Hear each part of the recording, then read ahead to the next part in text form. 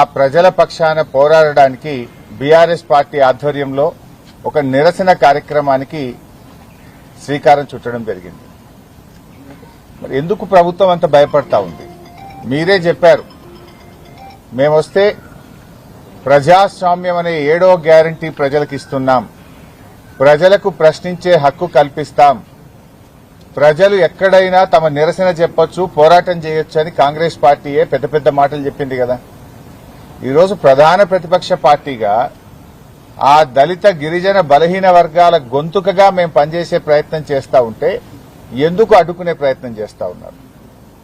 ఇవాళ మా మాజీ ఎమ్మెల్యే మహేశ్వర్ రెడ్డి గారిని అరెస్ట్ చేసి పొద్దున్నే మన్నెగూడ పోలీస్ స్టేషన్ తీసుకుపోయింది, అక్కడి నుంచి ధరూర్ పోలీస్ స్టేషన్ తీసుకుపోయిండ్రు, అక్కడి నుంచి ఇప్పుడు బంటారం పోలీస్ స్టేషన్ తీసుకుపోతుండ్రు. అంటే గంటకో పోలీస్ స్టేషన్ తిప్పుతారా? ఎందుకు అంత భయభ్రాంతులు గురి చేస్తా ఉన్నారు?